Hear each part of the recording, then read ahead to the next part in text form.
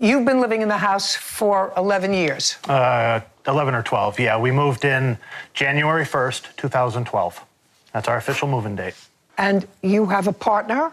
Yes, I do. Male or female? Male. Does that partner work? Yes, he does. What kind of work? Retail. Sales? Yes, retail sales like Walmart. And what is the nature of your disability? I'm severely bipolar with Asperger's syndrome and ADHD. Did you ever work? I've worked on and off, but I've never been able to maintain work. I've tried. I've never been able to. Get Social Security? Not yet, but I'm applying for it as we speak. How old are you? I'm 38. How have you been supporting yourself? My parents, and then he came into my life. How did he come into your life? We've known each other online for a very long time. Does he get along with your partner? Yes, very, very much so. What kind of work do you do? I'm a truck driver. You work for a company? Yes, I work for a company. Long haul? I do a lot of the local, regional stuff, so all within the state of Wisconsin. Okay. You don't go on trips longer than a day or two? No, I'm usually home every night. And how much do you earn at that job? About $2,200 a week. And what do you get paid for, and by whom, as a caretaker? I don't get paid by anyone. I'm just helping him out, so I'm not officially his caretaker or anything, but as a friend, I'm just helping take care of him. I got it. So you're not a caretaker of his. I misunderstood. Did you apply to be a caretaker? No, ma'am. No, because you're gone all day. Yes, sir. So Mr. Crowcroft is alone all day. Yes, sir. And his partner is in sales, so he's not there during the day. Yes, sir. And you pay the entire rent. Yes, Your Honor. Mr. Sullivan, this is your claim. Your claim is that an incident occurred and the defendants alleged to the police that you had a gun and you were at home at the time. Police came to the house. There was a scene. They advised you probably by bullhorn to come out of the house with your hands up. Is that right? Correct. You did. You had no gun, but you were in fact taken into custody for that brief period of time. You allege falsely based on a false complaint of theirs to the police. The defendants acknowledge that they made a complaint to the police, but say that the police misunderstood them, that you had threatened them with a gun. That's your defense. Yes, Your Honor. Yes. When did this incident occur? It was November 6th after midnight, so November 7th until about 3 a.m. What year? Of 2023. Yeah, 2023. Okay. Tell me first, who called the police? I was the one who called the police that night. All right, Mr. Callahan. Tell me what happened that night that caused you to call the police. Originally, I had went to talk with his son because I had received a call from an anonymous number. From Mr. Sullivan's son? No, not from Mr. Sullivan's son, but... No, you went to talk to Mr. Sullivan's son. Correct. Is that his son? No, we're talking about Donald John Sullivan. Okay, so he's not here. No, ma'am. So you went to talk to his son, and where does his son live? So according to the map there, our defendant's house, our house there. Got it. So you left your house at what time? I want to say it was about 11:45 p.m. on the 6th of, that was November. Okay, so that was on the 6th of November. And what caused you to leave your house at 11:45? I had, like I said, I had received an anonymous call that someone was investigating his son for the sale and possession of marijuana. Okay, so you received a call. Yes, Your Honor. From someone you don't know. Did they leave a message, or was it an actual call that you picked up? No, completely unavailable number. Okay, and that the plaintiff's son, who lives in the middle of where you live and the plaintiff lives. Yes, Your Honor. And you must be friendly with him. Yes, Your Honor. Yes, we are. We're on good terms. Must be if you went there and got this information. How come you didn't call him? I have text messages to him, but unfortunately that phone was lost and destroyed, so I haven't been able to recover those yet, and I'm trying to. We're also trying to get his original police report about an assault that occurred. Why is it that these lost phones always happen within weeks of a lawsuit? That is interesting to me. Well, that one was actually replaced in December. I don't care if it was replaced in December. It's just unfortunate for your proof. This seems like a very interesting situation. I don't know what behooves somebody to decide to just take over a random person to live in their home with their partner and just pay full rent and not have to ask of anything. It's a very generous thing to do, but it seems that there's more going on in this situation that I quite frankly don't know if I want to know all the details. But this landlord here doesn't appear to me as being someone who is friendly much, and he seems to have a lot of moments where he's very easily aggravated. And I think we're going to see that he perhaps might be the problem here. But let's keep watching. Okay, so you walked over to the plaintiff's son's house and told him you had received an anonymous call that somebody was selling marijuana out of his house. No, that someone was purporting that he was selling marijuana out of his Who was selling? Donald John Sullivan. I understand that marijuana was being sold out of his son's house. Yes. Okay, and then what happened? We talked it over. After we talked it over, I returned back home. There was no issue at that point. You didn't go over there because there was an issue. I gather you went over there because you were his friend and you wanted to alert him. Yes, Your Honor. And then you went home. Come on, let me hear. And then from there, I had gone back inside and leashed up my dog and then noticed I was out of cigarettes. So I had called him and was like, hey, do you have any cigarettes? What do you mean you called whom? Donald John Sullivan, the So son. now you telephoned him? Yes. After having gone over there to have a discussion about the call? Yes. You telephoned him, you said, I'm out of cigarettes. So now this is 12 o'clock. Correct, Your Honor. Go ahead. From there, I went back over to retrieve a cigarette for myself, and this is where the incident occurred. There was Well, tell me what happened. After he had given me a cigarette, I went to return. Mr. Sullivan was at the corner of the house. Show me where. So at the corner of the house here is where Mr. Sullivan was postponed because I feel he knew the position. No, don't tell me what you feel. I don't care what you feel. You were between your house, right at the edge of where the plaintiff's son lives, and your house. So you went there to get a regular cigarette. Yes, Your Honor. Yeah. And is marijuana legal in your state, by the way? No. No. You went there to get a cigarette at midnight, and you claim that the plaintiff came out Yes, Your Honor. of his house, and what happened? I think you might have messed up the timeline there. The plaintiff didn't come out of his house. The plaintiff was already over here. When you came to get the cigarette, the plaintiff was there already? Yes. Okay, so you called, and the plaintiff was already there. You said you're coming for a cigarette. Yes, Your Honor. Beginning to think that somebody is peeing on my leg. Go ahead. And then... And this is at midnight. Yes, Your Honor. Keep going. Then from there, whenever I saw him, he immediately saw me, started screaming accusations. Just a second. Come and step back here now for a moment. I want you to tell me what Mr. Sullivan said to you. He was telling me to get off of his property and get out of his house. Okay. And what did you say to him? I did not say anything back. I turned and ran. Okay, and? From there, I ran through our houses to the road there. Now you can go back. So I ran from here. Yes. Up through the middle of our house and our garage here, down the neighbor's driveway. Why'd you just go home? I didn't feel like I would be safe at home. Why? I don't own any firearms or anything to protect He didn't me. have a firearm. I know, that's where the police messed up with Just a second. Police didn't mess up. I want to know, you're running, but you ran past your house because you said you didn't have any firearms in your house. He didn't have a firearm, and you didn't see a firearm. No, Your Honor. So why would you worry about having a firearm in your house? How old are you? 32. How old is he? 74. Yeah. You understand I'm not buying your story. Okay. You do understand that I'm not buying your story. Back. Do you have a copy of the police report? Yes, I Police do. were called. The defendant, Mr. Callahan, acknowledges that he called the police. Mr. Crowcroft, you did not call the police. No, I wasn't awake. I wasn't awake. You did not call the police. Well, that's what this case is all about. Did you speak to the police? No.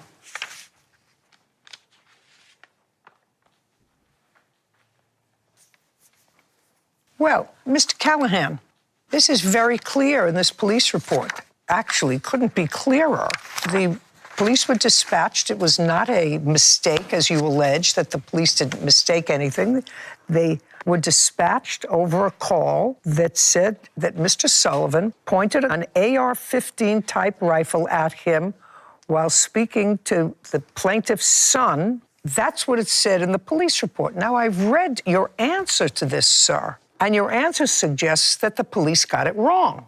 Yes, Your Honor. That's what the answer says. However, the police did an investigation, and I'm going to read to you what they say, sum and substance. Callahan, that would be you, admitted that he made up the incident because he feared for his roommate. I told Callahan that he was pathetic. Callahan stated he might as well blow his brains out and stated that it would do me a favor. Callahan was arrested, that would be you, for obstruction. The officers had conducted a follow-up because they were shown film footage, which evidently was from a Ring camera that the plaintiff's son has, showing the entire incident, which clearly suggested that there was no AR-15, there was no gun pointed at all. And when you were confronted with that footage, you said, all right, I made up the incident. That's what you said. This wasn't a question of the police getting the report wrong. You acknowledge you made up the incident. Okay. Mr. Sullivan, why are you suing Mr. Crowcroft? For several things. For one, he cost me loss of income because I had a young lady that was going to rent my house for 15 Where months. is she? She couldn't get off of work. Not interested in it. I do have a certified statement. I don't read certified statements, sir. Why are you suing him? We have the guy who made the false police report. He acknowledged it to the police that he made a false report. Why Mr. Crowcroft? Well, because he was in on it. I mean, so far, everything they've said is lies. As far as the people that lived there, there's 4 people that were living there. I don't care. Right now, all I have here is what you allege is a false arrest. False arrest. Your humiliation about that, and you are absolutely right, and you are entitled to be compensated for that. And if you look on that police report, it was 7 days later that I found out. Other than that, I had to live with the fear that I was going to be arrested. I was ordered out of my house. Just a second, I get it all, and I think that that's horrible, and he's going to pay for that. I'm trying to get to Mr. Crowcroft, why he's a defendant. They also filed a false restraining order. Who did? Mr. Crowcroft and William, both. Just a second. Forget about Callahan. He's already guilty. Well, these two gentlemen here aren't so bright because if you think about the situation, they decided that they were going to just lie to the police about everything. And what they forget to remember that almost every home nowadays has some form of surveillance, whether that's a Ring camera for the doorbell or just cameras in general in the house, or there's a random bystander just has their phone out and they're recording random things. That's how I'm wondering where, people are out there and they just happen to have all these different angles of footage when an airplane crashes or something. You're like, how was it that they all were ready with a camera to see the actual action shot of what was going on? And to me, lying to the police is such a weird thing to do because you're never going to get away with it, it seems like. I don't think I know anyone that's gotten away with doing such a thing because there's so many opportunities where evidence can pop up and you could easily get caught in the lies. And that's why I think just being truthful is the way to go. So now I'm starting to see what this is. And I think these two guys are probably tenants that he wanted to get rid of for a long time, but had no reason to get them out of there. And it was a really tough situation. I think we're going to start to see that these guys have been causing problems for this landlord. And there might be more to it than just, I was afraid for my life. He lied to the police. He lied to the police about a very serious situation because if things had been different, it's in the middle of the night. If you had some police officer who was nervous and you came out of the house, it could have been tragic, reporting that you had a serious weapon in the house in the middle of the night. He's already guilty. Crowcroft, did you file for a protective order?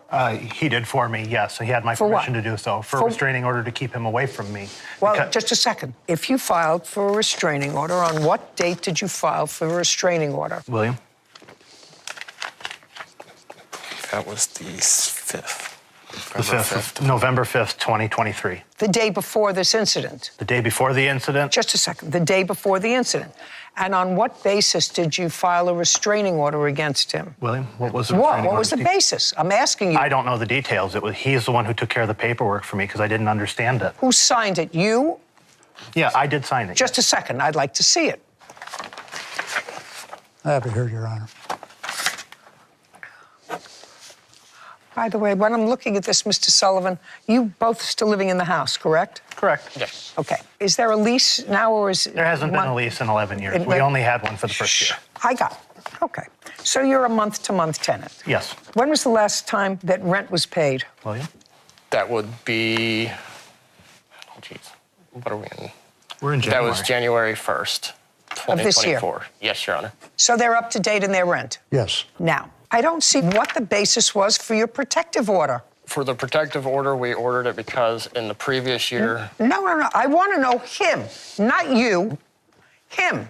Why was it filed? Is that what you're asking? Yeah, you need facts for a protective order. Because Donald followed me around. He was harassing me. He would not leave me alone. He kept coming over, asking questions, and just being rude. I would be sitting in the garage. He'd come walking up, and he'd be demanding things out of me, and just... He knows I'm bipolar, and he knows that kind of interaction is very hard for me. I think you should move, actually. I actually think that you should move. I'd love to. Well, you should. You're not paying any rent. You might as well not pay rent someplace else. Take them with you. If you have issues and they're exacerbated by the plaintiff, move. You've been there 12 years. You got somebody else to pay the rent. Move. Okay, anyway, the maximum jurisdiction for this court, and I'm dismissing your case against Mr. Crowcroft. Do you understand? Okay. Nothing happened was a result of this protective order. What happened to you was a result of Mr. Callahan's false reporting to the police that you had a weapon, which could have resulted in a tragedy, which caused you to be removed from your home, as per directed by the police. You say that neighbors came out, I'm sure when the police arrived. There was more than one police car or just one? 5. 5 police cars. At what time in the night? 12:30. In the morning? Yes. Yeah, frightening. Frightening for anybody. More frightening for somebody in their 70s, and absolutely outrageous because you consciously lied to the police. Judgment for the plaintiff in the amount of $10,000. We're finished here. Thank you. This court is adjourned.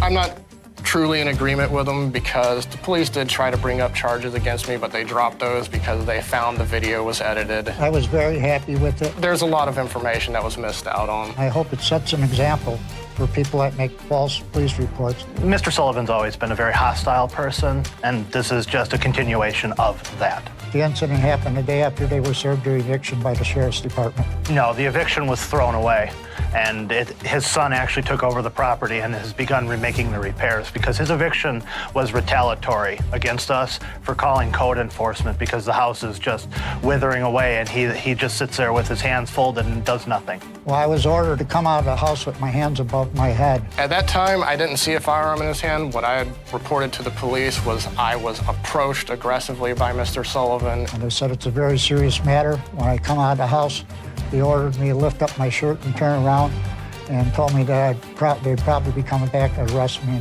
I told them to be wary. He does own firearms, and they took that as me saying he had a firearm that night. I was accused of pointing an AR-15 at a tenant that I'm trying to evict. I never claimed anything about an AR-15 with the report. I just stated to the police on the phone that he had weapons. My little sister was crying in the house because she thought my dad was going to jail.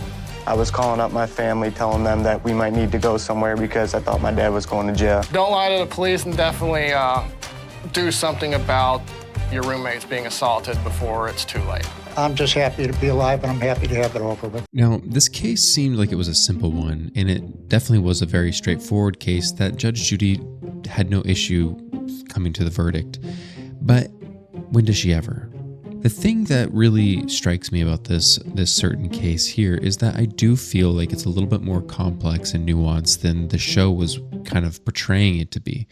Because in these types of situations, you have a $1,000 a month rent for a home in a neighborhood in probably a really small town place where they were living in Wisconsin. And it seemed to me that there was more details in the after interviews that was being shared, that it was a lot more messy of an interaction between the two of them. That wasn't just a one-off. He pulled out an AR-15 and pointed it at me, when there's more history going on here. And when I think about this case, I do see that there are times when landlords don't take care of the homes that the people are living in. And so when they're going through this back and forth, there is a little bit more going on that's causing this strife between the two of them. But what I don't understand is, when you're in these situations, why not just move out? Why are you continuing to just file restraining and protective orders against people or fight them in the courts? Like, just move out and find a new place to live.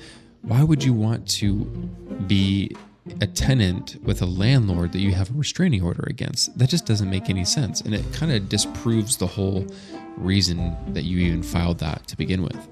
So I want to know what you guys think about this case. I'd love to hear your thoughts. So just leave those comments down below, and I'd love to hear them.